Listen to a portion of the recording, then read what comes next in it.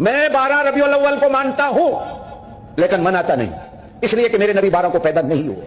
जाओ, मेरा चैलेंज है दुनिया को, नहीं पैदा हुए 12 को। हाँ, मेरे नबी 12 को फौत हुए।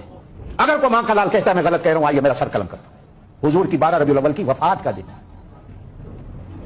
ये आपकी मर्जी है, वफात वाले दिन आप झंडियां लगाएं, हलवे खाएं, आपकी मर्जी, मैं तो आपको नहीं रोकता।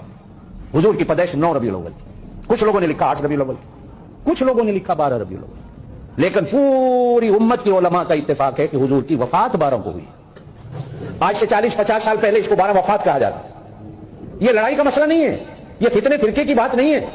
तंग आकर हर बंदा लगा हुआ है, हर जो नहीं मनाता वो काफिर है, जो नहीं मनाता वो काफिर है, असल दीन ये है, असल ईद ये है, असल चीज ये है, असल। क्यों दुनिया को धोखा दिया जा रहा है? क्यों दुनिया को धोखा दिया जा रहा है? हुजूर सल्लल्लाहु अलैहि वसल्लम ने 63 साल की जिंदगी गुजारी, 63 बार रबीउल अव्वल का महीना आया हुजूर की जिंदगी में। हुजूर सल्लल्लाहु अलैहि वसल्लम ने किसी एक बार कहा हो यारो आओ मेरा बर्थडे मना लो?